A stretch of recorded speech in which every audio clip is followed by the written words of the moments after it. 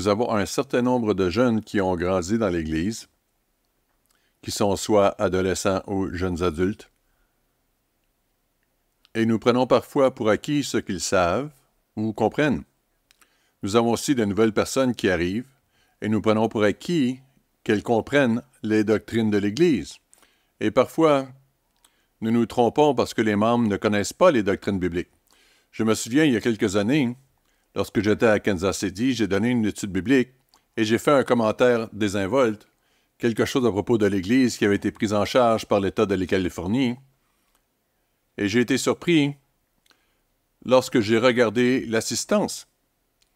J'ai vu des visages qui semblaient ne pas savoir grand-chose à ce sujet. J'ai donc dit, combien d'entre vous ne savent pas que l'État de Californie a essayé de prendre le contrôle de l'Église? Et toutes les mains se sont levées. Ils ne le savaient pas, même si c'était quelque chose que ceux d'entre nous qui sont plus âgés considèrent comme acquis parce que nous en avons entendu beaucoup parler à l'époque. Ensuite, nous avons pensé que tout le monde savait tout sur le sujet et nous avons cessé d'en parler. Il y a donc des sujets que nous devons aborder de temps en temps, des sujets très fondamentaux. Celui que je vais aborder aujourd'hui est un sujet à propos duquel je vois même des membres de longue date s'égarer un peu et peut-être en oublier le fondement. Il s'agit de la marque de la bête. Le titre du sermon est donc « Qu'est-ce que la marque de la bête ?» Comme nous le savons, il y a eu de nombreuses spéculations au fil des ans, et chaque nouvelle technologie apporte de nouvelles spéculations. Par exemple, il y a eu une époque que nous avons du mal à imaginer aujourd'hui, où la carte de sécurité sociale ou le numéro d'assurance sociale fut considéré comme la marque de la bête parce qu'il avait trait à l'achat et à la vente et à l'obtention d'un emploi.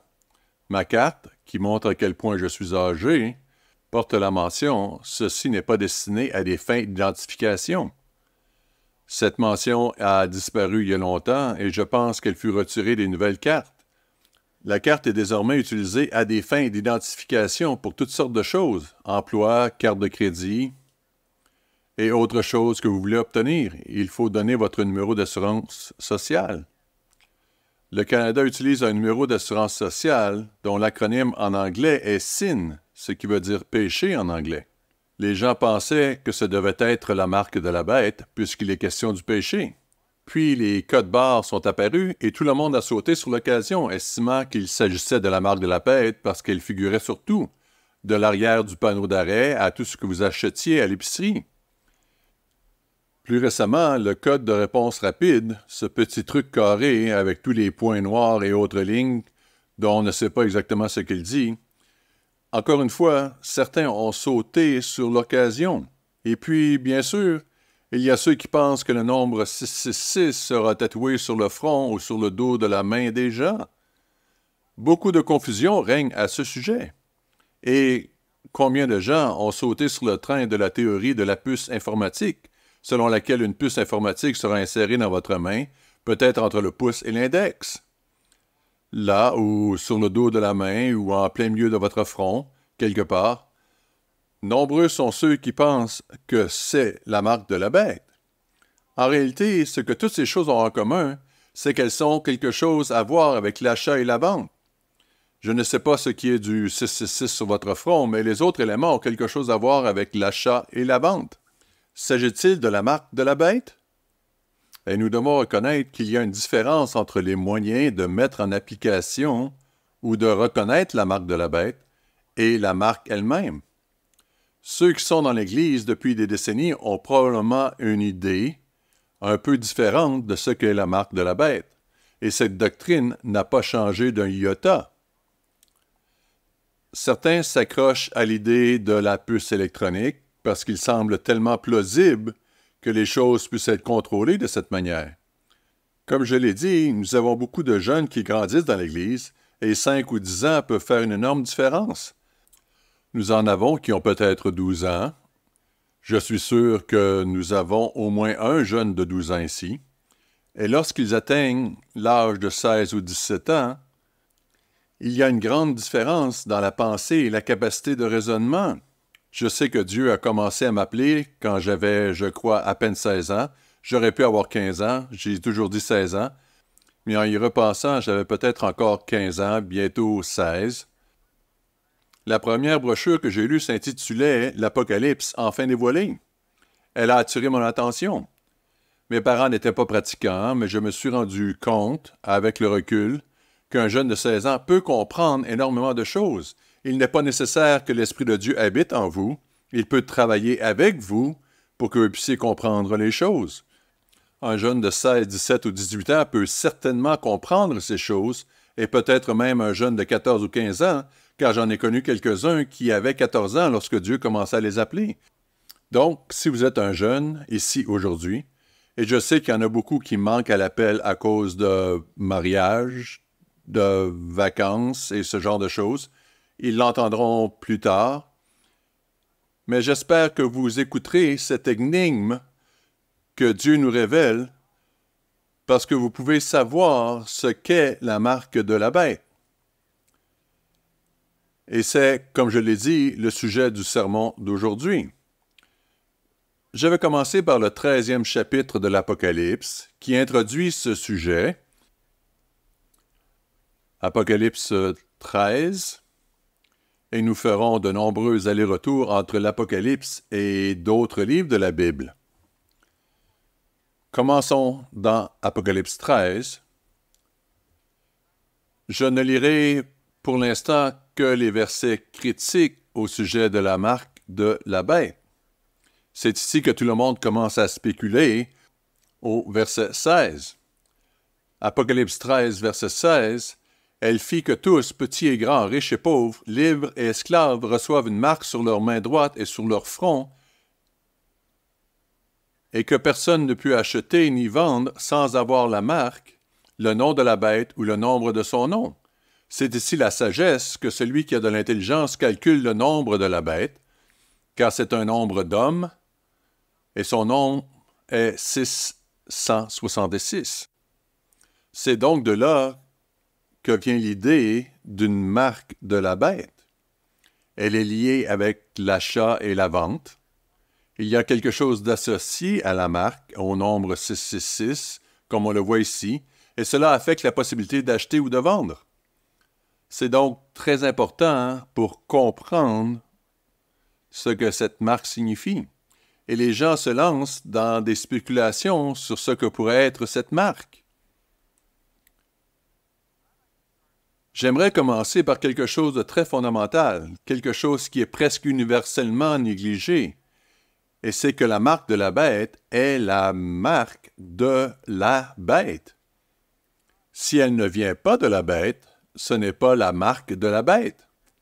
Et c'est quelque chose qui, comme je l'ai dit, est presque universellement négligé, parce que les gens qui se lancent sur les numéros de sécurité sociale, les numéros d'assurance sociale, les codes barres, les puces d'ordinateur, ne commence pas par le point le plus fondamental, et c'est que la marque doit être de la bête.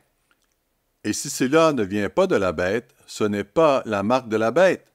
Nous commencerons notre étude ici et nous découvrirons alors qui est la bête, parce que sans comprendre qui est la bête, nous ne pouvons pas comprendre d'où vient la marque. Nous commencerons donc dans l'Ancien Testament, dans le livre de Daniel. Je sais que ces passages nous sont très familiers, et que nous les abordons parfois dans des contextes différents. Je ne vais pas lire tous les versets de ces chapitres, mais ici, dans Daniel 2, nous savons que Nebuchadnezzar fit un rêve et que ce rêve était très clair. C'était en technicolore, apparemment parce qu'il a vu de l'or, de l'argent, du bronze, ainsi que du fer et de l'argile d'apparence terne. Il les a donc vus selon leur couleur splendide. Ce n'était pas un rêve typique. Je suis sûr que Nebuchadnezzar ne consultait pas les sages chaque fois qu'il faisait un rêve. Je ne sais pas ce qu'il en est pour vous, mais je fais beaucoup de rêves ces jours-ci. Il y a un temps dans la vie où l'on dort si bien que l'on ne se souvient pas de nos rêves. Puis on vieillit un peu, et du moins pour moi, je m'en souviens un peu plus. Et ce sont, comme on le sait, des rêves un peu fous. Mais celui-ci était inhabituel. De toute évidence, Nebuchadnezzar a reconnu que ce rêve avait quelque chose de spécial. Étant sans doute superstitieux à plusieurs égards, il convoqua les sages, mais il avait peut-être aussi une autre raison, celle de purger certains d'entre eux. Il dit, « Vous devez me dire quel était le rêve avant de m'en donner l'interprétation, sinon vous pouvez l'interpréter de n'importe quelle façon. » Et comment savoir si c'est la bonne? Et le roi commença à faire mettre à mort les sages, et Daniel en fut informé. Il se présenta devant le roi et dit, « Je ne peux pas te donner l'interprétation, mais il y a un Dieu dans les cieux qui peut le faire. » Lisons Daniel 2, verset 31. Daniel commence par raconter au roi le rêve qu'il avait fait. « Au roi, tu regardais et tu voyais une grande statue. Cette statue était immense et d'une splendeur extraordinaire. Elle était debout devant toi, et son aspect était terrible. La tête de cette statue était d'or pur, sa poitrine et ses bras étaient d'argent, son ventre et ses cuisses étaient d'airain, ses jambes de fer, ses pieds en partie de fer et en partie d'argile. Donc, cette statue a 2 jambes, comme la plupart d'entre nous d'ailleurs. Il y a 2 jambes. Et pourtant, lorsque vous descendez jusqu'aux pieds, il y a une différence. Il y a 5 matériaux différents utilisés ici. L'or, l'argent, le bronze, le fer, et un mélange d'argile et de fer pour les pieds de la statue. Il dit au verset 35, « Alors le fer, l'argile, l'airain, l'argent et l'or. » Permettez-moi de revenir en arrière. Au verset 34, il dit, « Tu regardais lorsqu'une pierre se détacha sans le secours d'aucune main, donc supernaturellement frappa les pieds de fer et d'argile de la statue et les mit en pièces. C'est donc là que la statue fut frappée pour être détruite sur ses pieds. Alors le fer, l'argile, l'airain, l'or, l'argent furent brisés ensemble et devinrent comme la balle qui s'échappe du nerf en été, le vent les emportant et nulle trace ne fut retrouvée.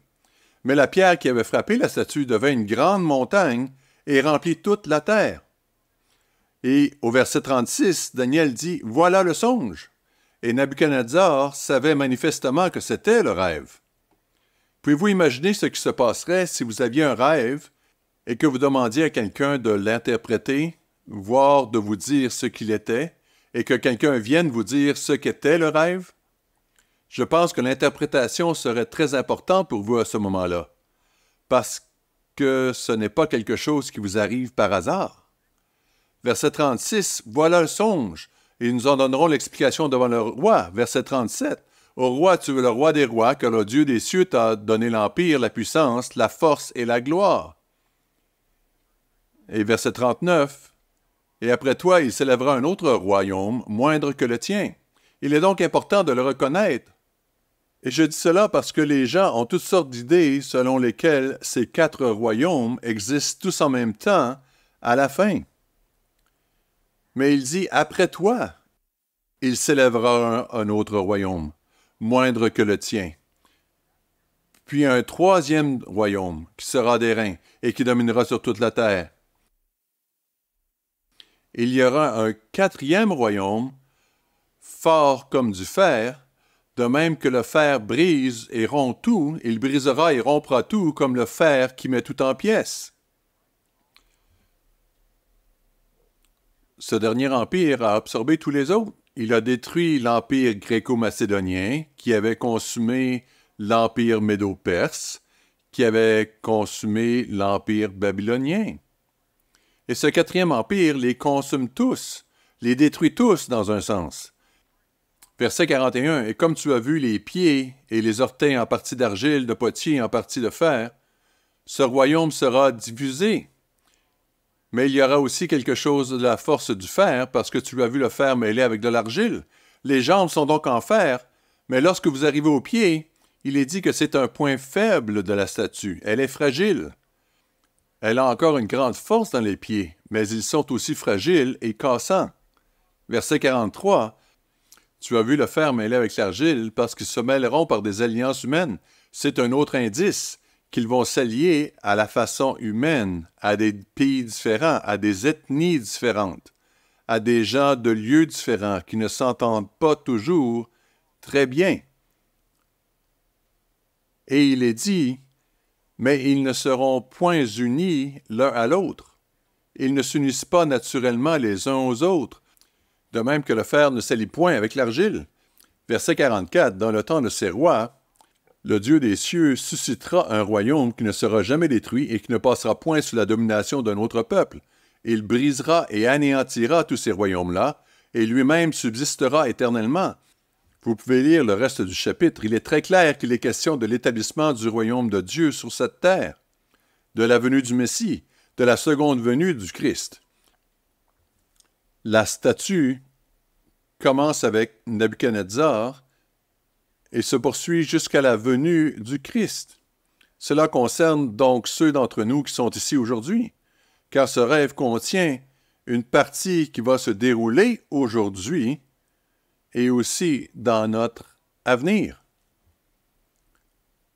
Allons à Daniel 7. Dans ce chapitre, Dieu donne une révélation progressive concernant ces 4 royaumes. Daniel 7, et au verset 1, nous constatons que nous sommes encore à l'époque de Babylone. C'est la première année de Belchazzar, roi de Babylone, donc encore au début de ce premier royaume. Et il est dit que Daniel eut un songe, et des visions se présentèrent à son esprit alors qu'il était sur son lit. Il consigna ensuite le rêve par écrit en relatant les faits principaux. Là encore, Daniel dut reconnaître qu'il ne s'agissait pas d'un rêve normal, mais vraiment inhabituel. Et ce n'est pas quelque chose qui se produit normalement lorsque nous nous couchons le soir. Au verset 2, Daniel commença et dit « Je regardais pendant ma vision nocturne, et voici, les 4 vents des cieux firent irruption sur la grande mer, la mer Méditerranée, et 4 grands animaux sortirent de la mer, différents l'un de l'autre. Le premier était semblable à un lion, il avait des ailes d'aigle. Je regardais jusqu'au moment où ses ailes furent arrachées. Il fut enlevé de terre et mis debout sur ses pieds comme un homme, et un cœur d'homme lui fut donné. Je n'ai pas le temps d'entrer dans tous les détails, mais dans l'Empire babylonien, il y avait des comparaisons avec les aigles, et nous trouvons ici que le cœur d'un homme y était attaché. Et nous pouvons lire le 4e chapitre de Daniel, comment Nebuchadnezzar a dû être humilié, et après 7 ans, un cœur d'homme lui fut donné à nouveau, pour ainsi dire. Et verset 5, « Et voici, un second animal était semblable à un ours qui se tenait sur un côté. Il avait 3 côtes dans la gueule, entre les dents, et on lui disait, « Lève-toi, mange beaucoup de chair. » Après cela, je regardais au verset 6, et voici, un autre était semblable à un léopard, et il avait sur le dos 4 ailes comme un oiseau. Cet animal avait 4 têtes, et la domination lui fut donnée. Nous avons donc la première bête qui a une tête, la deuxième bête qui a une tête, et maintenant nous arrivons à la troisième bête, et elle a 4 têtes. Cela fait donc un total de 6 têtes. Puis nous lisons au verset 7, « Après cela, je regardais pendant mes visions nocturnes, et voici, il y avait un 4e animal terrible, épouvantable et extraordinairement fort. Il avait de grandes dents de fer, rappelant les jambes de fer de la statue. Il mangeait, brisait et il foulait aux pieds ce qui restait. Il était différent de tous les animaux précédents, et il avait 10 cornes. Je considérais les cornes, et voici, une autre petite corne sortit du milieu d'elle, et 3 des premières cornes furent arrachées devant cette corne. Et voici, elle avait des yeux comme des yeux d'homme, et une bouche qui parlait avec arrogance. » Lorsque nous examinons l'ensemble de ce chapitre, nous constatons que nous commençons à avoir une description qui avance dans le temps jusqu'au couronnement du roi des rois à la toute fin. Verset 9. « Je regardais pendant que l'on plaçait des trônes, et l'ancien des jours s'assit. » Puis il y a une description de cet être. Verset 10. « Un fleuve de feu coulait et sortait de devant lui. 1000 milliers le servaient, et 10 000 millions se tenaient en sa présence. Les juges s'assirent, et les livres furent ouverts. » Cela introduit donc quelque chose ici. Les versets 11 et 12 reviennent à ce que Daniel faisait, et il dit « Je regardais alors, à cause des paroles arrogantes que prononçait la corne, et tandis que je regardais, l'animal fut tué, son corps fut anéanti, livré au feu pour être brûlé. Les autres animaux furent dépouillés de leur puissance, mais une prolongation de vie leur fut accordée jusqu'à un certain temps. Cela nous ramène à la vision qu'il eut. Verset 13 nous dit « Je regardai pendant mes visions nocturnes, et voici, sur les nuées des cieux arriva quelqu'un d'un semblable à un fils de l'homme. Il s'avança vers l'ancien des jours, et on le fit approcher de lui. Il s'agit en fait du couronnement. Le Christ s'est qualifié au cours de sa vie, et pourtant Dieu n'a pas supprimé Satan. Mais un temps viendra où Satan sera destitué, et le Christ recevra le royaume et reviendra sur terre. Vous pouvez comparer ceci avec le chapitre 19 de Luc, où il est question d'un maître qui va dans un pays lointain pour recevoir un royaume et ensuite revenir. Verset 15. « Moi, Daniel, j'eus l'esprit troublé au-delà de moi, et les visions dans ma tête m'effrayèrent. Je m'approchai de l'un de ceux qui étaient là, et je lui demandai ce qu'il y avait de vrai dans toutes ces choses. Il me le dit et m'en donna l'explication. » N'est-il pas intéressant de constater que Dieu interprète ses propres symboles et il donne toutes ces choses symboliques, que ce soit la statue d'un homme avec une tête d'or et ses pieds de fer et d'argile, ou que ce soit ces 4 bêtes, Dieu donne ces symboles et il les explique ensuite. Et pourtant, si souvent, les gens lisent ces versets et en tirent leurs propres conclusions selon leurs propres idées. Verset 17, ces 4 grands animaux, ce sont 4 rois qui s'élèveront de la terre. Mais les saints du Très-Haut recevront le royaume, et ils posséderont le royaume éternellement d'éternité en éternité. Le verset 23 dit un 4e royaume, dont roi au royaume étant utilisé ici de manière interchangeable. Il s'agit donc de 4 grands royaumes qui existent sur la terre. Nous savons maintenant quel est le point final, c'est-à-dire la venue du Messie ou du Christ, sa seconde venue. Ce qui est intéressant, c'est que nous pouvons maintenant commencer à voir que nous parlons des mêmes rois au royaume qui sont décrits dans Daniel 2. Si nous arrêtons ici et que nous allons au chapitre 8 de Daniel, nous voyons une autre vision qui se déroule pendant le règne de Babylone. Daniel 8, verset 1, « La 3e année du règne du roi Belchazzar, moi, Daniel, j'eus une vision, outre celle que j'avais eue précédemment. Il s'agit d'un bélier et d'un bouc. Il décrit ce qui se passe, comment le bouc arrive avec une corne et piétine le bélier. Nous en trouvons l'interprétation dans la dernière partie du verset 17. « Sois attentif, fils de l'homme, car la vision concerne un temps qui sera la fin, le futur. » Verset 19.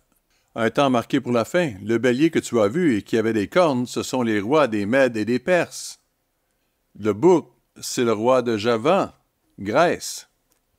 Il décrit ensuite comment l'Empire grec aurait une grande corne, puis elle serait brisée par 4 cornes qui s'élèveraient à sa place. Et nous constatons qu'il parle de la même chose. Cela représente aussi la 2e et la 3e bête. La 3e bête étant l'Empire gréco-macédonien. La grande corne représente Alexandre le Grand, qui traversa la terre comme s'il ne touchait même pas le sol. Nous avons tous appris cela à l'école. Je dis cela, mais je ne sais pas.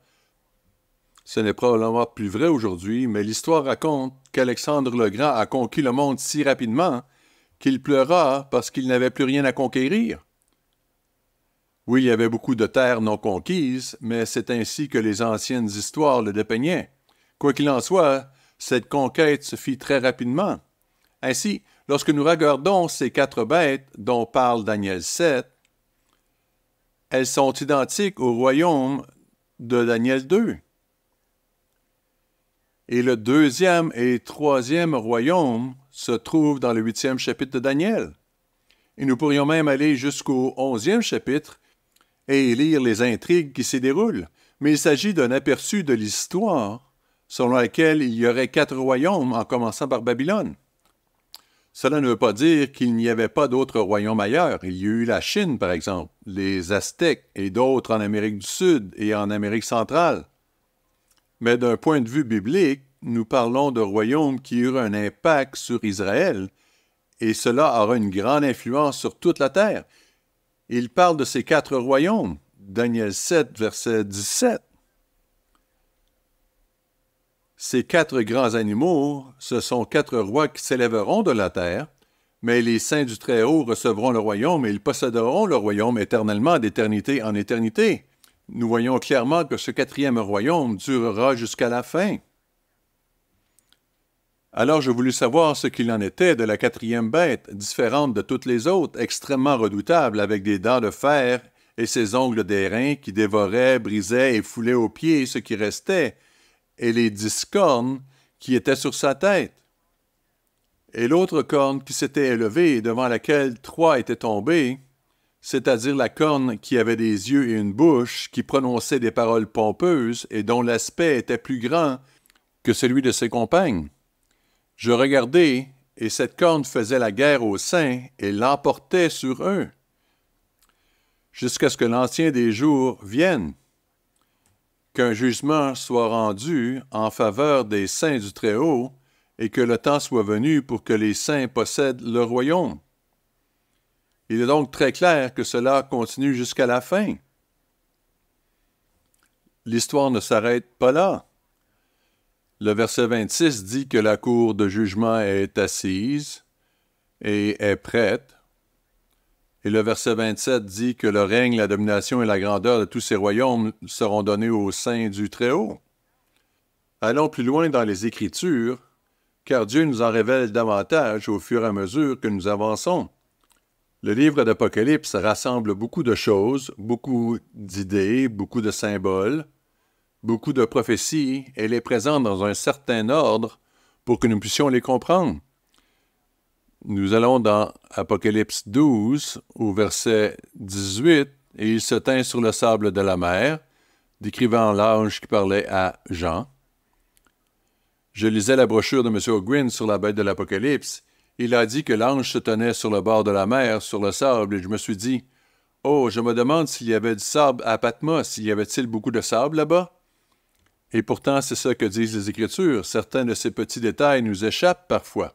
Je ne sais pas si cela a une quelconque importance, mais c'est un détail qui nous est donné. Apocalypse 13, verset 1. « Puis je vis monter de la mer une bête qui avait 10 cornes et 7 têtes, et sur ses cornes 10 diadèmes, et sur ses têtes des noms de blasphème. La bête que je vis était semblable à un léopard, ses pieds étaient comme ceux d'un ours, et sa gueule comme une gueule de lion. Le dragon lui donna sa puissance, et son trône, et une grande autorité. » Il y a là quelque chose d'intéressant, car nous pouvons regarder en arrière dans Daniel 7, et nous y trouvons le lion, l'ours et le léopard. Quelle est donc la signification de tout cela? Eh bien, lorsque ces visions ont été données dans le livre de Daniel, c'était à l'époque du premier roi, du premier empire, Babylone. Or, Jean écrit vers la fin des années 90 après Jésus-Christ. Et Babylone avait déjà été absorbée par l'Empire médo-perse, et l'Empire gréco-macédonien, Alexandre le Grand et ses 4 généraux, ont ensuite absorbé l'Empire médo-perse. Puis l'Empire romain les a tous absorbés. La seule bête encore en vie à l'époque de Jean est la 4e bête. C'est pourquoi Jean ne revient pas sur les précédents empires. Il voit simplement une combinaison de toutes ces bêtes, une bête composée qui a le territoire et les caractéristiques du lion, de l'ours et du léopard. Au verset 3, il est dit « Et je vis l'une de ses têtes comme blessée à mort, mais sa blessure mortelle fut guérie. » Ce que Jean vit sur cette bête était 7 têtes et 10 cornes. Rappelez-vous qu'il y avait 7 têtes sur les 4 bêtes dont nous avons parlé dans le 7e chapitre de Daniel. Les têtes et les caractéristiques de ces bêtes sont donc combinées. L'une des têtes a une blessure mortelle. Toutes les autres avaient disparu. L'implication ici est que cette tête était la dernière bête, l'Empire romain. Et il est dit que la blessure mortelle fut guérie. ce n'était pas la blessure mortelle de l'Empire médo-perse ou de l'Empire babylonien ou autre, c'était la blessure mortelle de l'Empire romain, une plaie mortelle, mais elle fut guérie. Apocalypse 13, verset 3. Remplis d'admiration, la terre entière suivit la bête. Ils adorèrent le dragon parce qu'il avait donné l'autorité à la bête. Ils adorèrent la bête en disant qui est semblable à la bête et qui peut combattre contre elle. Il y a quelques années, certains ont émis l'hypothèse qu'il devait s'agir des États-Unis, que les États-Unis étaient la bête. Je ne sais pas combien d'entre vous ont entendu cela, mais moi, je l'ai certainement entendu. Et bien qu'il y avait d'autres raisons pour lesquelles les gens disent que les États-Unis soient la bête, la principale raison est ce petit bout de verset disant « Qui peut combattre contre elle ?» Si l'on se réfère à la Première et à la Deuxième Guerre du Golfe, on se rend compte que les États-Unis sont une force très puissante dans le monde, qu'il s'agisse d'armes conventionnelles ou nucléaires. Les États-Unis sont prééminents dans le monde. Même les Chinois, dont l'armée s'est considérablement développée, ne veulent pas s'attaquer aux États-Unis. Pas plus que la Russie ou d'autres pays. C'est pourquoi, sur la base de ce seul fait, les gens ont conclu que les États-Unis doivent être la bête. Pourtant, lorsque nous examinons l'histoire de la bête, nous constatons qu'elle se trouve au Moyen-Orient et dans la région méditerranéenne. Nous constatons aussi qu'il y a une petite corne qui est décrite comme parlant avec arrogance, et cela jusqu'à la fin. En d'autres termes, nous devons regarder la situation dans son ensemble et ne pas sauter à une conclusion ridicule. Je suis sûr que des gens trouvent raisonnable de penser que les États-Unis soient la bête, mais il ne faut pas se baser sur le fait que les États-Unis soient capables de faire la guerre. On pourrait revenir quelques années en arrière et regarder l'Empire britannique. Qui était capable de leur faire la guerre à cette époque? Eh bien, Dieu a donné aux États-Unis la capacité de faire la guerre à l'Empire britannique. Mais lorsqu'on regarde vraiment l'histoire, on se rend compte qu'il s'agissait d'une question délicate et qu'il a fallu environ 8 ans pour régler ce problème, et qu'ils ont dû traverser l'océan de part en part. Nous étions sur notre propre territoire. La Grande-Bretagne était une force puissante et on aurait pu se demander qui était capable de le faire la guerre à cette époque-là. Au cours de l'histoire, il y a eu d'autres pays, si on les considère sur une période de temps très courte, qui auraient pu aussi être considérés imbattables, comme l'Allemagne au début de la Seconde Guerre mondiale. Verset 5 dit « Et il lui fut donné une bouche qui proférait des paroles arrogantes et des blasphèmes, et il lui fut donné le pouvoir d'agir pendant 42 mois. » Une blessure mortelle est donc infligée à cette tête, mais elle reçoit le pouvoir de continuer pendant 42 mois. Or, 42 mois, si vous les multipliez par ce que nous appelons une année prophétique, c'est-à-dire 30 jours par mois, tel qu'indiqué dans un certain nombre de passages bibliques, cela donne 1260 jours. Nous connaissons tous le principe d'un jour pour une année.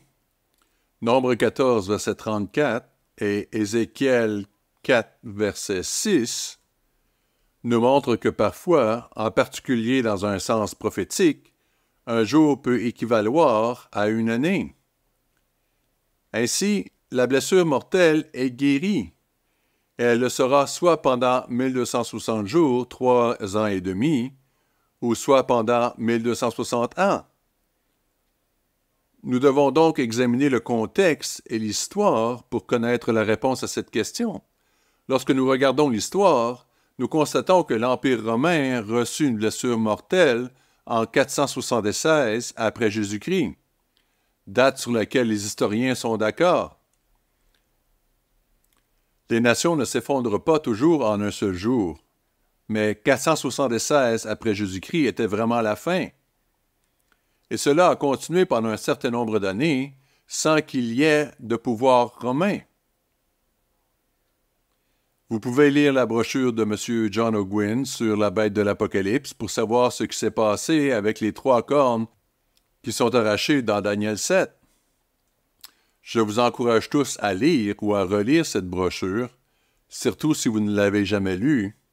Si vous êtes un jeune ou un nouveau à l'Église, lisez cette brochure et étudiez-la en même temps que Daniel chapitre 2 et 7 ainsi qu'Apocalypse chapitre 13 et 17, et vous vous familiariserez et comprendrez mieux ces choses. Nous avons vu que l'Empire romain continua pendant 42 mois. Nous savons aussi qu'en 554, Justinien relança l'Empire romain une fois de plus, et ce à la demande du pape sous sa bénédiction, la soi-disant Église chrétienne de l'époque. C'était en 554 après Jésus-Christ. Ensuite, il y eut des renaissances de l'Empire romain sous Charlemagne, Otto le Grand et Charles Quint, et plus récemment Napoléon, qui tomba en 1814. Napoléon est revenu un peu après, mais Waterloo fut la fin. Essentiellement, son règne se termina en 1814. Si l'on prend 1814 et que l'on soustrait 554, date à laquelle Justinien a relancé l'Empire romain, il y a 1260 ans. Il était appelé le Saint-Empire romain jusqu'à cette époque parce que l'Église le contrôlait à bien des égards. Un certain nombre de rois ont découvert à quel point l'Église ou le pontife était puissant à l'époque. Il y avait beaucoup d'histoires à ce sujet. En fin de compte, il y eut 5 restaurations de l'Empire romain pendant cette période, de 554 à 1814 après Jésus-Christ, en 1260 ans. Comme il est dit dans l'Apocalypse, ces restaurations se poursuivirent pendant 42 mois ou 1260 ans. Revenons maintenant à Apocalypse 13, versets 6 et 7. Elle ouvrit sa bouche pour proférer des blasphèmes contre Dieu, pour blasphémer son nom et son tabernacle et ceux qui habitent dans le ciel. Il lui fut donné de faire la guerre aux saints et de les vaincre. Il lui fut donné autorité sur toute tribu, tout peuple, toute langue et toute nation. Lorsqu'il est question de toute tribu, de toute langue ou de toute nation, ce que nous constatons ici, c'est qu'il fait la guerre aux saints. Quand nous regardons ce ou qui a persécuté les saints à travers l'histoire, n'est-ce pas l'Empire romain sous une forme ou une autre? Et le verset 8 nous dit « Et tous les habitants de la terre l'adoreront, ceux dont le nom n'a pas été écrit dès la fondation du monde dans le livre de vie de l'agneau qui a été immolé. » Verset 11 « Puis je vis monter de la terre une autre bête, qui avait 2 cornes semblables à celles d'un agneau et qui parlait comme un dragon. Voici donc un agneau avec 2 cornes, mais qui parle comme un dragon. Cette bête ressemble au Christ. Le Christ est l'agneau de Dieu. Elle ressemble au Christ, mais elle parle comme le dragon. En d'autres termes, c'est une contrefaçon. On pourrait dire que c'est un loup déguisée en brebis. Verset 12. Elle exerçait toute l'autorité de la première bête en sa présence, et elle faisait que la terre et ses habitants adoraient la première bête, dont la blessure mortelle avait été guérie. Elle opérait de grands prodiges, même jusqu'à faire descendre du feu du ciel sur la terre à la vue des hommes. Cette bête représente donc quelqu'un qui a de grands pouvoirs miraculeux. Verset 14. Et elle séduisait les habitants de la terre par les prodiges qui lui avaient été donnés d'opérer en présence de la bête, disant aux habitants de la terre de faire une image de la bête qui avait été blessée par l'épée et qui vivait. Si nous regardons cela d'un point de vue historique, nous voyons qu'à l'époque du Saint-Empire romain, de 554 à 1814, lorsque l'Église catholique avait un grand pouvoir, elle opérait beaucoup de signes, beaucoup de miracles, entre guillemets. Vous savez, des mains qui saignent. Encore aujourd'hui, on invente certaines de ces choses. Ils utilisaient des signes pour tromper les gens et ils persécutaient la véritable Église de Dieu. Ils livraient les membres à l'État qui les torturait et ou les tuait. Nous avons entendu parler de l'Inquisition ou de l'Inquisition espagnole. Du moins, quand j'étais enfant, nous avons entendu parler de l'Inquisition espagnole. Il y a un livre que je n'ai pas lu à ce sujet Don Quichotte, mais j'ai vu la pièce de théâtre L'Homme de la Mancha. C'était à l'époque de l'Inquisition espagnole. Il est intéressant de noter que c'était une époque terrible pour les saints de Dieu, où une Église, se disant chrétienne, persécutait ceux qui n'étaient pas d'accord avec elle, ceux qui observaient la loi de Dieu, qui n'observaient pas le dimanche, ni toutes les autres doctrines qu'elle enseignait, ceux qui ne baptisaient pas leurs enfants et ainsi de suite. Cette fausse Église, cette bête à deux cornes, persécutait la véritable Église de Dieu. Ils firent une image de la bête, de la première bête. L'Église catholique a donc modelé son gouvernement sur la première bête, l'Empire romain. Et si vous regardez comment ils ont fait, ils ont élu leurs dirigeants. Aujourd'hui, l'Église catholique, par exemple, s'est inspirée des empereurs romains. Bien qu'il s'agisse de dictateurs, ils étaient en quelque sorte élus par le Sénat. La situation est donc très similaire. Verset 15. « Il lui fut donné d'animer l'image de la bête, afin que l'image de la bête parle et qu'elle fasse que tous ceux qui n'adoraient pas l'image de la bête soient tués. » Et c'est là que nous trouvons la déclaration au sujet de la marque de la bête. Ce que nous voyons ici, c'est cette bête qui existe à travers l'histoire. Allons maintenant à Apocalypse 17 et avançons un peu plus loin dans l'avenir. Ce que nous trouvons au chapitre 17, c'est la bête après la guérison de sa blessure mortelle. Remarquez que cette bête est montée par une femme, alors qu'avant qu'elle ne reçoive sa blessure mortelle, soit jusqu'en 476, elle n'était pas contrôlée par une femme. Il y avait certainement une interaction entre la femme et l'Empire romain, mais ce n'est qu'après 554 que la femme a chevauché la bête. La bête dont il est question ici est donc montée par la femme. Nous obtenons donc plus de détails sur ce qui se passe. Apocalypse 17, verset 1. « Puis un des 7 anges qui tenait les 7 coupes vint et m'adressa la parole en disant, « Viens, je te montrerai le jugement de la grande prostituée qui est assise sur les grandes eaux. » Que sont les eaux? Si vous regardez le verset 15, il est dit, « Les eaux que tu as vues, sur lesquelles la prostituée est assise, ce sont des peuples, des foules, des nations et des langues. » La Bible donne donc, encore une fois, une description ou une explication de ses propres symboles. Cette femme commet l'impudicité avec les habitants de la terre. Versets 2 et 3, « Et c'est du vin de son impudicité que les habitants de la terre se sont enivrés. Et il me transporta en esprit dans un désert, et je vis une femme assise sur une bête écarlate, pleine de noms de blasphème, ayant 7 têtes et 10 cornes. » Nous voyons donc maintenant cette bête et cette femme qui la chevauchent. La femme ne montait pas les bêtes précédentes, elle monte cette bête. Et comme nous le verrons ici, il s'agit de la bête à partir de 554 après Jésus-Christ. La femme était vêtue de pourpre, d'écarlate et d'or. Nous remarquons les vêtements même de la femme. Si vous allez sur Internet et que vous cherchez ce que portent les prêtres catholiques, vous constaterez que le pourpre et l'écarlate sont utilisés à maintes reprises dans la description de leurs vêtements. Versets 4 et 5, « Cette femme était revêtue de pourpre et d'écarlate et parée d'or, de pierres précieuses et de perles. Elle tenait dans sa main une coupe d'or remplie d'abominations et des impuretés de sa prostitution. Sur son front était écrit un nom, un mystère, Babylone la grande, la mère des prostituées et des abominations de la terre. C'est une grande église mère. C'est une mère qui a donné naissance à des filles prostituées. » Vous savez, il est vraiment difficile de lire ceci et de ne pas comprendre de quoi il s'agit. J'en ai parlé récemment à Winnipeg et j'ai été très explicite. Puis l'une des questions qui fut posée était la suivante. Qui est cette grande prostituée et qui sont les filles de la prostitution? Ce que j'avais dit leur était passé par-dessus la tête.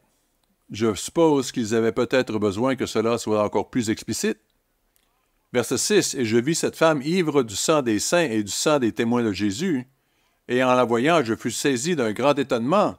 Cette femme, cette Église, a donc provoqué la mort des saints de Dieu. Elle ne l'a pas fait elle-même, mais elle les a confiés à l'État pour qu'il fasse le sale boulot. Verset 7. Et l'ange me dit, « Pourquoi t'étonnes-tu? Je te dirai le mystère de la femme et de la bête qui la porte, qui a les 7 têtes et les 10 cornes. La bête que tu as vue était, et elle n'est plus. Elle doit monter de l'abîme et aller à la perdition. Et les habitants de la terre, ceux dont le nom n'a pas été écrit dès la fondation du monde dans le livre de vie, s'étonneront en voyant la bête, parce qu'elle était, et qu'elle n'est plus, et qu'elle reparaîtra. » Cela nous indique quelque chose au sujet du moment de la compréhension de ces versets. Il est question d'une bête qui était, mais qui n'est plus, et qui pourtant existe. Il faut se demander à quel moment de l'histoire cela s'est-il produit. Eh bien, c'était certainement après 1814. De 1814 à aujourd'hui, cela a dû se produire à un moment donné, car tout le monde pensait que la fin du Saint-Empire romain était en 1814. Il est intéressant que M. Armstrong a été appelé et utilisé par Dieu pour commencer à expliquer ces prophéties au début ou au milieu du siècle dernier. C'est à ce moment-là que M. Armstrong a compris ce que voulaient dire ces versets, à une époque où la bête qui était et qui n'est plus et qui est encore était présente. Verset 9. C'est ici l'intelligence qui a de la sagesse. Les 7 têtes sont 7 montagnes sur lesquelles la femme est assise. Rome est assise sur 7 collines, des collines ou des montagnes. En fait, lorsque nous avons voyagé dans cette ville il y a quelques années, notre guide nous a parlé de toutes les églises païennes qui sont devenues des églises chrétiennes. Il y a la colline numéro 2, la colline numéro 3 et la colline numéro 5, reconnaissant ainsi les très célèbres 7 collines de Rome. Recherchez-le sur Internet et vous les trouverez.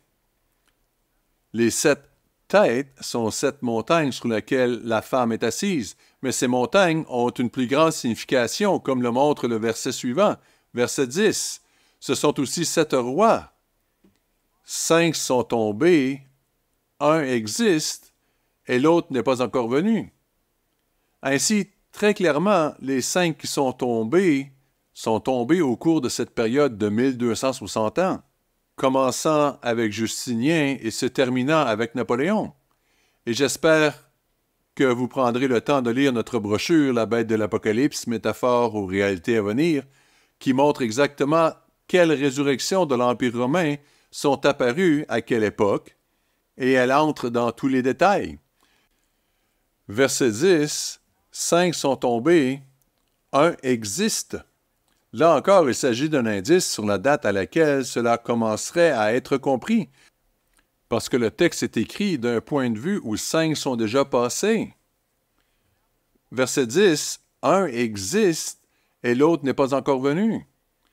Ainsi, l'axe Hitler-Mussolini représente celui qui existe, car il était présent sur la scène mondiale au temps où M. Armstrong comprit cette prophétie. Puis, il y a l'autre qui n'est pas encore venu. Il est encore à venir. Et lorsque nous regardons cela, nous devrions être très confiants, sachant que ce sera dans l'avenir. Il y aura une autre résurrection de l'Empire romain. Jusqu'au moment de la guerre en Ukraine, l'Allemagne était très pacifiste. Et elle l'est encore à bien des égards. Mais une transformation est en train de s'opérer. En fait, une transformation s'est produite dans les heures ou les jours qui ont suivi l'invasion de l'Ukraine. Ainsi, 100 milliards d'euros ont été consacrés à la reconstruction de l'armée, en plus des 2% du PIB alloué. Il y a des choses qui se passent à ce moment même dont nous ne comprenons pas pleinement les effets. La semaine dernière, nous nous sommes réveillés en réalisant que le groupe Wagner marchait vers Moscou. Et par le temps que l'assemblée de sabbat soit terminée, tout avait pris fin. Nous ne connaissons pas encore les retombées de cette décision, et nous ne savons pas exactement comment cela se passera là-bas. Ce que nous savons, c'est qu'il y a une guerre en Europe, et que toute guerre en Europe rendra toutes les autres nations nerveuses. et nous risquons d'avoir de vraies surprises. Nous connaissons les grandes lignes de l'histoire, mais nous ne savons pas exactement comment cela se déroulera. Ainsi, comme je l'ai déjà dit et je le répète, attendez-vous à des surprises, à des événements que nous n'aurions pas anticipés, comme la guerre contre l'Ukraine, qui est en quelque sorte sortie de nulle part, non pas qu'elle ne soit pas visible pour ceux qui examinent vraiment les faits, mais elle a semblé sortir de nulle part, tout comme le COVID a semblé sortir de nulle part. Il est vrai que l'on parlait de quelque chose en Chine, mais tout se passait bien et tout d'un coup, cela a frappé de plein fouet le monde entier. D'autres surprises se produiront. Mais il est dit que 7 rois sont représentés par ces 7 montagnes. Il est aussi dit de ces 7 rois, 5 sont tombés, un existe. Et celui qui existe est désormais chose du passé. Versets 10 et 11. L'autre n'est pas encore venu. Et quand il sera venu, il doit rester peu de temps. Et la bête qui était et qui n'est plus est elle-même un 8e roi, et elle est du nombre des 7, et elle va à la perdition. M. O'Gwyn explique cela dans sa brochure. Verset 12. Les 10 cornes que tu as vues sont 10 rois qui n'ont pas encore reçu de royaume, mais qui reçoivent autorité comme rois pendant 1 heure avec la bête. Les 10 cornes de cette bête ne représentent donc pas une succession d'empires, mais 10 rois qui, à la toute fin, céderont leur pouvoir à cette bête. Cette 7e restauration ou renaissance de l'Empire romain sous le règne d'une femme qui le chevauche. Versets 13 et 14. Ils ont un même dessein, et ils donnent leur puissance et leur autorité à la bête. Ils combattront contre l'agneau, et l'agneau les vaincra. Nous voyons donc que cet empire durera jusqu'à la toute fin.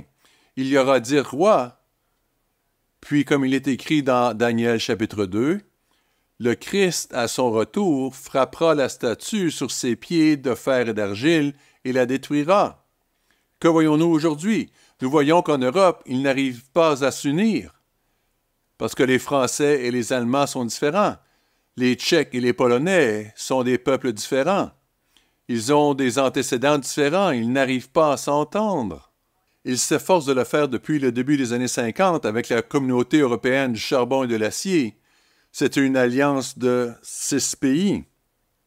La Belgique, l'Allemagne de l'Ouest, la France, l'Italie, le Luxembourg et les Pays-Bas. Ils se sont développés, mais ils n'ont pas réussi à s'unir. Mais quelque chose va les amener à s'unir. Ce sera sans aucun doute un groupe très intéressant de nations qui s'uniront. Certaines pourraient être antagonistes ou ennemies à l'heure actuelle, mais pourraient soudain faire d'étranges alliances dans un but plus grand. Ils finiront par faire la guerre à l'agneau. Nous savons que d'autres choses vont se produire. Nous lisons aussi ailleurs dans l'Apocalypse qu'il y aura une guerre entre l'Est et l'Ouest, et ainsi de suite, et entre le Nord et le Sud. Nous lisons dans ce livre et dans le livre de Daniel qu'il y aura un certain nombre de guerres, un certain nombre d'escarmouches, dont certaines très sérieuses. Néanmoins, à un moment donné, dans l'avenir, ils se battront ensemble contre le Christ lors de son retour. Le verset 16, « Les 10 cornes que tu as vues et la bête haïront la prostituée. La dépouilleront et la mettront à nu, mangeront ses chairs et la consumeront par le feu. » Il y a toujours eu un antagonisme entre le pouvoir séculier et le pouvoir religieux. Le verset 17 et 18, « Car Dieu a mis dans leur cœur d'exécuter son dessein et d'exécuter un même dessein et de donner leur royauté à la bête jusqu'à ce que les paroles de Dieu soient accomplies. Et la femme que tu as vue, c'est la grande ville qui a la royauté sur les rois de la terre. » C'est une ville à la fois civile et religieuse, les 2 cornes. C'est une cité-État. Elle règne sur les rois de la terre. Si vous vous rendez au Vatican aujourd'hui, vous verrez les drapeaux de toutes les nations du monde entier qui ont une ambassade au Vatican. Nous avons donc vu toutes ces choses dans un seul but, celui d'identifier qui est la bête. Car sans savoir qui est la bête, nous ne pouvons pas savoir quelle est la marque de la bête. C'est un point essentiel. Nous savons que Satan est le maître de la contrefaçon. Il copie ce que Dieu fait avec un petit changement. Comme nous pouvons le lire dans 2 Corinthiens 11, versets 13 à 15. 2 Corinthiens 11, versets 13 à 15. On est familier avec ce passage. 2 Corinthiens 11, versets 13 à 15. Ces hommes-là sont de faux apôtres, des ouvriers trompeurs, déguisés en apôtres de Christ. Lorsque nous parlons du soi-disant christianisme, il arrive que des gens se disent « Au moins, ils croient en la Bible. » Pourtant, Dieu ne parle pas d'eux avec beaucoup de gentillesse. Il les appelle les filles de la prostituée. Il les appelle la grande prostituée. Ces gens sont séduits, et beaucoup d'entre nous étions également séduits auparavant. Nous ne jetons donc pas la pierre. Nous ne faisons qu'examiner les faits. Verset 13, « Ces hommes-là sont de faux apôtres, des ouvriers trompeurs, déguisés en apôtres de Christ. » Et cela n'est pas étonnant, puisque Satan lui-même se déguise en ange de lumière. Il ne se présente pas comme étant le diable. Il apparaît comme un ange de lumière. Il apparaît comme un agneau. Le verset 15. Il n'est donc pas étrange que ces ministres aussi se déguisent en ministres de justice. Leur fin sera selon leurs œuvres. Nous savons que ceux qui prennent la marque de la bête verront la colère de Dieu s'abattre sur eux. Et nous y reviendrons dans un instant. Satan est un grand faussaire. Maintenant, puisque la Bible interprète ses propres symboles, si nous voulons savoir ce qu'est la marque de la bête, nous devons premièrement trouver, dans les Écritures, comment Dieu se réfère à une marque ou à un signe. Dans Exode 31, versets 13 et 14, Exode 31, versets 13 et 14, nous lisons, verset 13, « Parle aux enfants d'Israël et dis-leur, « Vous ne manquerez pas d'observer mes sabbats, car ce sera entre moi et vous, et parmi vos descendants, un signe auquel on connaîtra que je suis l'Éternel qui vous sanctifie. Vous observerez le sabbat, car il sera pour vous une chose sainte. Celui qui le profanera sera puni de mort. Celui qui fera quelque ouvrage ce jour-là sera retranché du milieu de son peuple. » C'est ce que Dieu pensait d'eux à l'époque. Ceux de la nation d'Israël qui profaneraient le sabbat seraient mis à mort. Nous avons lu un incident au cours duquel un jeune homme fut mis à mort pour cette raison. Mais qu'en est-il de la main et du front? Qu'en est-il de ce qui est dit dans Apocalypse 13 à propos de quelque chose qui est marqué sur la main et sur le front? Encore une fois, nous pourrions arriver à toutes sortes de conclusions ou chercher une sorte d'indice en regardant les événements actuels. Mais si nous faisons cela, nous ferons la même erreur que ceux qui pensaient que le numéro de sécurité sociale était la marque de la bête, ou que la carte d'assurance sociale était la marque de la bête, ou même que les cartes de crédit étaient la marque de la bête, car certains pensaient que sans elles, nous ne pourrions ni acheter ni vendre. La réalité est que nous pouvons encore acheter et vendre. Ces gens cherchaient la marque de la bête. D'autres cherchent la marque de la bête dans des puces implantées dans la main. Vous savez, nous n'avons pas besoin de puces dans la main pour être identifiés. Une femme et sa fille se rendaient au Metropolitan Rockefeller Center ou ailleurs au cours de l'année dernière et on lui a interdit d'entrer. Pourquoi? Parce qu'elle était avocate et travaillait pour un cabinet d'avocats qui poursuivait la compagnie en question. Et ils l'ont reconnue grâce à l'identification faciale. Je ne sais pas si nous nous rendons compte que l'identification faciale est déjà utilisée. Si vous voulez obtenir une carte qui vous permettra de traverser l'aéroport plus rapidement, vous pouvez utiliser un scan de votre œil. Lorsque j'étais en Angleterre, on prenait toujours nos empreintes digitales à chaque fois que l'on entrait. Il existe donc toutes sortes de moyens de connaître notre identité. Il n'est pas nécessaire de mettre une puce dans notre main. Tout ce qu'ils ont à faire, c'est d'utiliser l'intelligence artificielle. Ils peuvent lire votre visage. C'est ce qui se passe dans certaines régions de la Chine, et on en parle beaucoup de cette possibilité. Donc, le moyen par lequel nous serons reconnus et par lequel ils sauront ce que nous faisons existe déjà. Et nous n'avons pas besoin de spéculer à ce sujet. Ce que nous devons découvrir, ce n'est pas la manière ou les moyens par lesquels la marque sera mise en application, mais ce qu'est la marque elle-même. Qu'est-ce qu'est la marque de la bête? Qu'est-ce qui déclenchera un problème dans le monde? Et plus précisément, qu'est-ce qui causera un soulèvement en Europe? Eh bien, si nous allons au 13e chapitre de l'Exode, nous pouvons voir que Dieu interprète ses propres symboles. Et c'est Dieu qui va nous dire exactement quel est ce signe. Dieu a un signe pour son peuple, comme nous l'avons déjà vu dans Exode 31. Nous allons maintenant à Exode 13, verset 7. Et parlant des pains sans levain, au verset 7, « On mangera des pains sans levain pendant 7 jours, et on ne verra point chez toi de pain levé, et on ne verra point chez toi de levain dans toute l'étendue de ton pays. » Au verset 9, « Ce sera pour toi comme un signe sur ta main et comme un souvenir entre tes yeux, afin que la loi de l'Éternel soit dans ta bouche. » Vous voyez, c'est ainsi que Dieu définit un signe sur notre main et entre nos yeux ou sur notre front. C'est un symbole qu'il a utilisé très tôt dans l'histoire. Nous devrions donc laisser Dieu déterminer ce que cela signifie. Maintenant, Dieu voulait-il que nous marquions les pains sans levain, le sabbat ou quoi que ce soit d'autre sur nos corps? Littéralement, le mettre sur notre front ou sur le dos de nos mains, nous savons que les Juifs faisaient certaines de ces choses. Ils avaient de petites boîtes avec les commandements dedans et une petite lanière de cuir avec laquelle ils les attachaient sur le dos de leurs mains. Mais est-ce de cela que Dieu parle ici? Eh bien, le front représente l'intellect, la prise de décision. La main symbolise le travail, ce que nous faisons.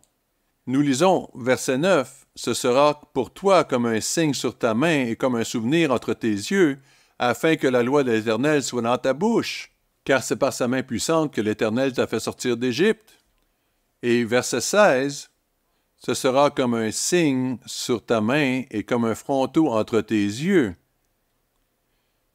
car c'est par sa main puissante que l'Éternel nous a fait sortir d'Égypte. » Nous pourrions ensuite aller au Deutéronome, au 6e chapitre. C'est la définition biblique de ce qui est écrit sur le front ou sur la main. Il s'agit des lois de Dieu. Ainsi, dans Deutéronome 6, verset 6, « Et ces commandements que je te donne aujourd'hui seront dans ton cœur. Tu les inculqueras à tes enfants. » Quels commandements? Eh bien, au 5e chapitre, les 10 commandements viennent d'être répétés. Versets 7 et 8, « Tu les inculqueras à tes enfants, et tu en parleras quand tu seras dans ta maison, quand tu iras en voyage, quand tu te coucheras et quand tu te lèveras. Tu les liras comme un signe sur ta main, ils seront comme des frontaux entre tes yeux. » Dieu dit donc ici que ce sont ces commandements, ces sabbats, ces jours saints, qui doivent être sur notre front et sur nos mains. Veut-il qu'ils soient littéralement attachés d'une manière physique? Peut-être ne devrais-je pas dire littéralement, mais physiquement, ou est-ce un symbole de quelque chose? Rappelez-vous, Satan est un grand faussaire. Et dans Daniel 7, verset 25, Daniel 7, verset 25, il est dit ceci au sujet de cette petite corne qui travaille avec la bête. Il prononça des paroles contre le Très-Haut, il opprimera les saints du Très-Haut, et il espérera changer les temps et la loi. Les temps et la loi. Qui a dit avoir une meilleure journée d'adoration que celle commandée par Dieu? Dieu est vraiment bon et il a obtenu 9 sur 10, n'est-ce pas? Et pour les catholiques, seulement 8 sur 10, parce qu'ils se débarrassent du commandement sur l'idolâtrie. Qui a changé la loi? Qui a dit que nous devions observer des jours différents?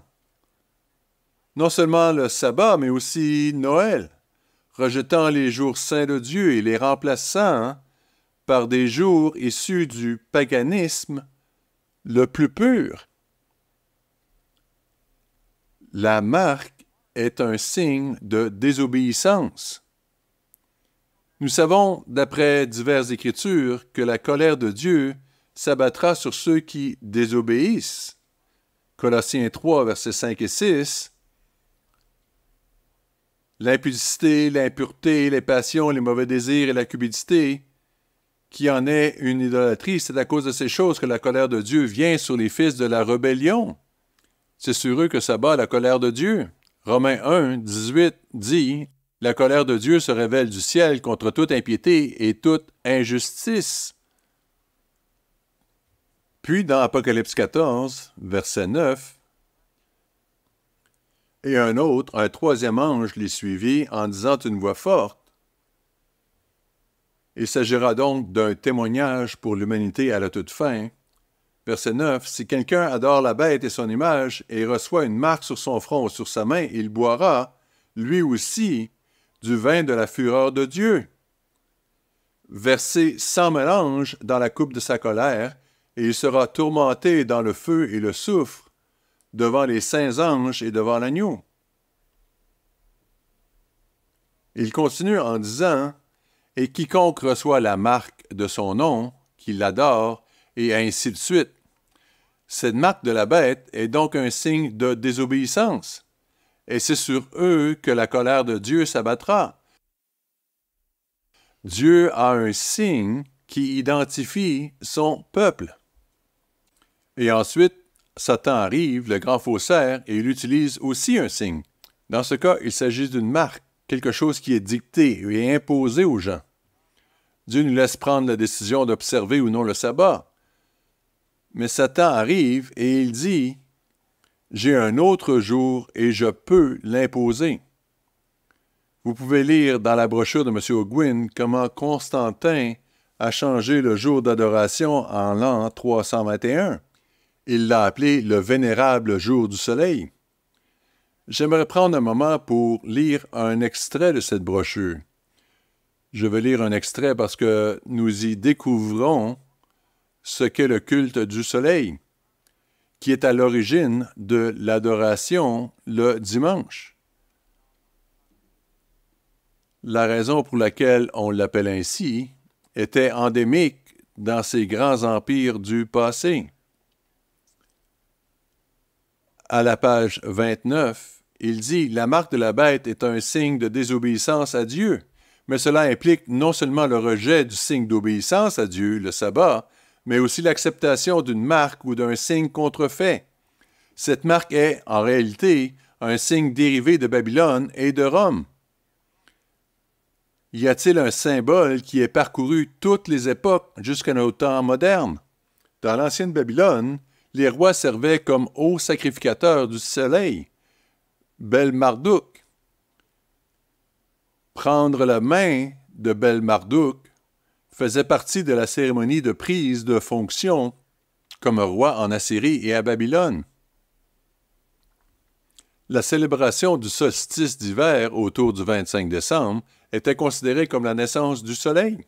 C'était un jour saint majeur associé avec une distribution de cadeaux et un arbre vert sacré. Il n'y a pas que chez les Babyloniens où l'adoration du soleil fut impliquée dans les rites païens.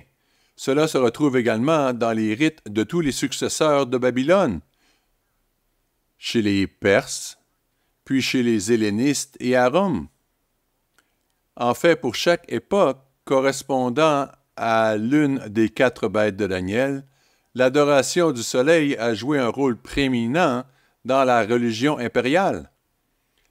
La Perse fut le premier successeur de Babylone.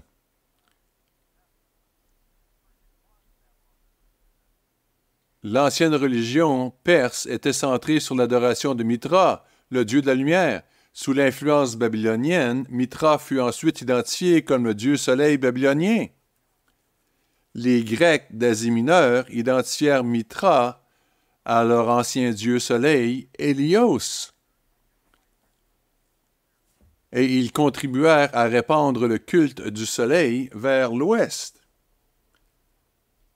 Alexandre le Grand voyageant en Égypte jusqu'au temple d'Amon-Ra, où les prêtres le proclamèrent fils littéral du soleil.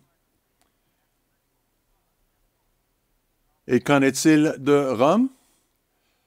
Mitra, identifié à Sol Invictus à Rome, était celui qui donnait l'autorité et la victoire à la maison impériale. Le Lamprere's Classical Dictionary déclare que Sol, le dieu soleil de Rome, était adoré comme Baal, ou Bel chez les Chaldéens, ou Babyloniens. L'Empire romain adopta l'adoration du soleil et ses symboles de ses prédécesseurs et le propagea dans tout le monde occidental. Fin de la citation. Pensez-y. Lorsque vous voyez de l'or, que voyez-vous? Vous voyez cette auréole? Ce halo autour de la tête des gens, c'est un symbole du soleil.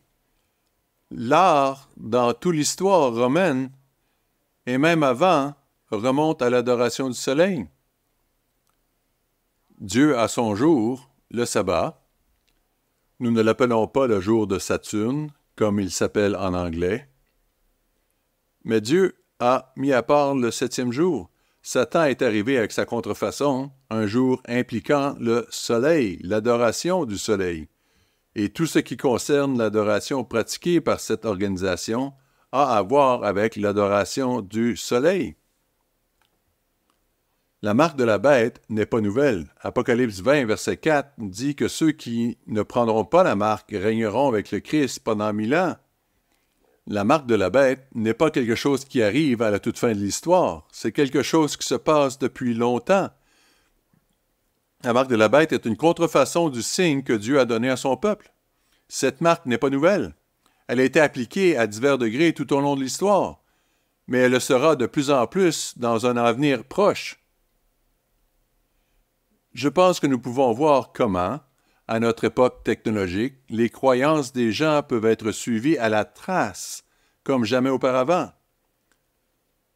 Certains d'entre vous sont sur Internet. Vous vous êtes déjà dévoilés sur Internet. Désolé, mais c'est vrai. Et non seulement ils vous connaissent et savent ce que vous croyez, mais ils connaissent aussi tout le monde ici, d'une manière ou d'une autre. Ce que vous croyez est connu de tous. Peu importe que vous ayez un ordinateur ou non, quelqu'un a probablement mentionné votre nom, et nous sommes tous liés d'une manière ou d'une autre. Il existe des bases de données qui permettent cela, mais cela n'est pas la marque de la bête. En revanche, nos croyances représentent un rejet de la marque de la bête. Il y a les scans des yeux, la reconnaissance faciale, et qui sait quelle autre technologie pourrait voir le jour. Mais il faut bien voir la différence entre la marque elle-même et le mécanisme utilisé pour la faire respecter. Chacun sera contraint de choisir l'un ou l'autre camp. Au cours des dernières années, lorsque je donne des présentations du monde de demain, j'aborde très souvent, mais pas toujours, le chapitre 17 de l'Apocalypse et le verset 5, où il est dit que la prostituée est la mère des prostituées et des abominations de la terre. Je dis toujours aux gens, je vais vous poser une question qui est probablement la plus importante que vous puissiez entendre aujourd'hui. J'ai l'habitude de présenter cette question un peu avant, et puis finalement, je dis, voici la question. Si vous comprenez qui est la grande prostituée, ce qui est assez explicite, alors qui sont les filles prostituées? Ce que je ne dis pas d'habitude, et je pense que je vais commencer à le dire, c'est que la façon dont vous répondez à cette question et l'endroit où vous allez à l'Église déterminera si vous avez déjà pris la marque de la bête et si vous continuez à le faire. Chacun devra faire un choix. Même ceux qui ne sont pas religieux choisiront, en fait, d'être soumis à la puissance de la bête et à ses règles de conduite. Vous savez, nous avons parfois des jeunes qui grandissent dans l'Église et qui tombent amoureux de quelqu'un en dehors de l'Église et qui se marient. Et parfois, ce qui se passe, c'est que les gens qu'ils épousent en dehors de l'Église ne sont pas toujours des salauds ou des abrutis, qu'il s'agisse d'un garçon ou d'une fille. Ils ne sont pas nécessairement totalement méchants, mais ils ont leur religion. Et quand les enfants naissent de ces unions, à quelle Église vont-ils en général? Des gens ont grandi dans l'Église de Dieu et acceptent la marque de la bête. C'est pourquoi je dis qu'il est important que les jeunes comprennent cela, parce qu'ils seront forcés de faire un choix dans un sens ou dans l'autre. Vous êtes obligés de faire un choix. Chacun d'entre nous doit choisir. Ce n'est pas un jeu d'enfant. Ce qui s'est passé dans Daniel 11 n'est pas une histoire pour endormir les enfants. Il en va de même pour toutes les autres écritures que nous avons lues aujourd'hui, qui parlent de l'histoire depuis l'époque de Babylone. Il parle de l'histoire depuis l'époque de Babylone jusqu'au retour de Jésus-Christ, et lorsque nous mettons les éléments du tableau ensemble, il montre que nous devons prendre des décisions. J'espère donc que nous continuerons tous à prendre les bonnes décisions. La marque de la bête sera mise en vigueur plus sévèrement à l'avenir. Il y a des hauts et des bas. Il y a des moments où elle est appliquée sévèrement et d'autres où elle ne l'est pas. Mais la marque de la bête est déjà là et son application est imminente.